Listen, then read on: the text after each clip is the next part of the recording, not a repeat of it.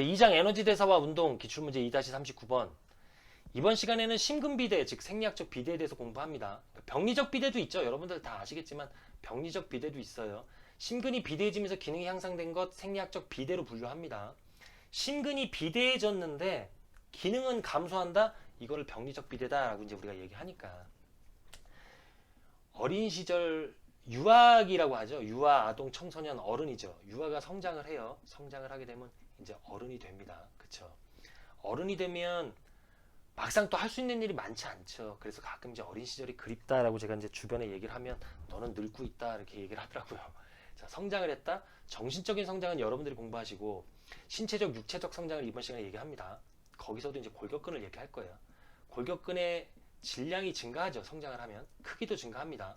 구조가 변하는 거죠. 제가 구조는 즉 기능이다라는 말을 늘 강조했어요. 골격근의 구조가 변했죠. 골격근의 기능이 뭐예요? 힘이죠. 아, 그러니까 구조가 변하니까 힘이 세지는구나 라고 이제 얘기하는 거죠. 근데 성장이 멈췄어요. 즉 어른이 됐단 말이에요. 연대적으로 성장이 멈췄는데 질량, 크기, 힘이 증가할 가능성이 있어요? 전혀 없지. 근데 이 시점에서 운동이라는 자극을 주네. 그럼 어떻게 돼요?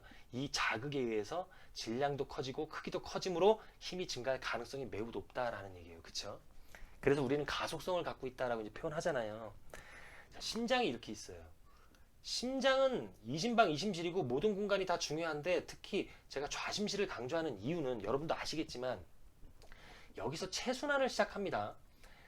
좌심실에서 박출되는 혈액을 가지고 우리 온몸이 먹고 산다는 뜻이에요. 그죠? 자, 우리가 운동을 해요. 유산소 운동이라는 걸 반복적, 계획적, 지속적으로 한단 말이에요. 그러면 첫 번째 개선되는 게 뭐예요? 좋아지는 게 혈장량이 증가합니다. 왜 증가하는지는 기초편에서 다 공부했고 혈장량이 증가하고 두 번째 모세혈관 밀도가 증가해요.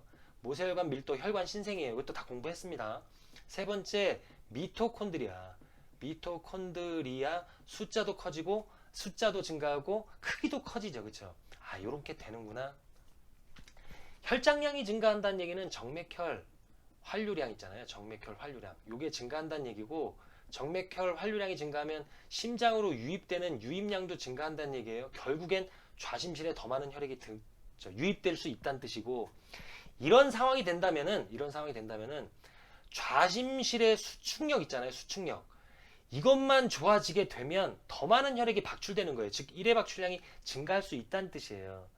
좌심실이 더 강해진다?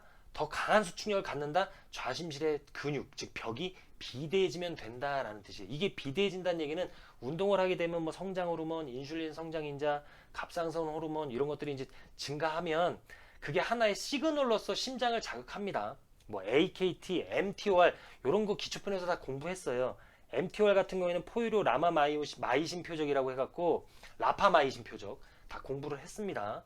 그런 신호를 통해서 얘를 자극하면 이제 심근이 비대해지는 거죠. 이렇게. 그러면 수축력이 증가해요. 그럼 일회 박출량이 증가하니까 더 많은 혈액을 박출할 수 있고 그러므로 안정시에는 일회 박출량 곱하기 심박수가 심박출량이니까 안정시에는 심박수가 감소할 수 있는 거죠. 그래도 심박출량은 유지되니까. 물론 최대 운동을 할 때는 심박수도 증가하고 일회 박출량도 증가할 테니까 심박출량도 증가할 수밖에 없는 거고 미토콘드리아가 증가했다고 했으니까 그리고 박출량도 증가하니까 미토콘드리아가 더 많은 혈액에서 더 많은 산소를 추출할 수 있죠. 그러므로 최대 산소 섭취량도 증가할 수 있다라는 뜻이죠.